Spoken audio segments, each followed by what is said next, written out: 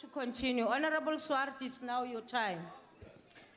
Thank you, Chairperson. Chairperson, the ACDP wishes to thank the Honourable Shivambu for bringing this matter to Parliament as an urgent matter, the challenges facing South African Airways, and it is a matter of great concern that should seize all of us, and the viewers watching at home should also be very concerned about the state of affairs at the South African Airways under the continued leadership of the board chairperson who has just been reappointed, Ms. Dudu Mayeni.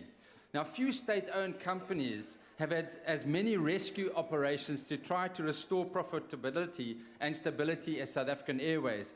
And I remember the one night here in Parliament when Mr. Coleman Andrews, the announcement was made that he was to be recalled and fired, basically. So there's been a history. Other members have pointed out to 10 turnaround plans in 15 years.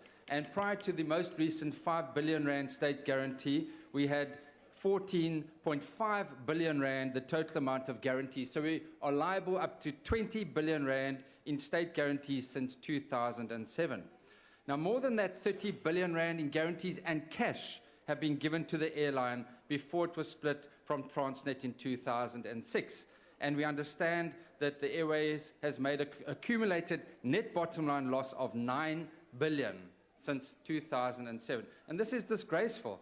And I think this is something that we as taxpayers and members of Parliament need to take very seriously. And whilst, Minister, we appreciate what National Treasury is doing in a bid to return the airline to financial sustainability, many of the problems, including the failure to produce financial statements, must be laid squarely at the door of the board's chairperson, as many other members have indicated. Besides failing to produce financial statements, we see a reported loss of 1.3 billion rand for the first quarter of 2016. We see officials that are irrationally suspended, and apparently because they try to curb corruption. We see an interference and an attempted interference and an attempt to change an Airbus agreement, and we see even the SAA at loss of using the lucrative Hong Kong route.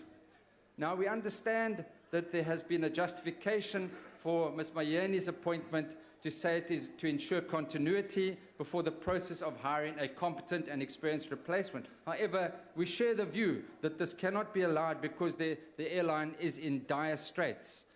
There is also a high risk that the new board will fail to meet the commitments that the Minister has laid down, those conditions.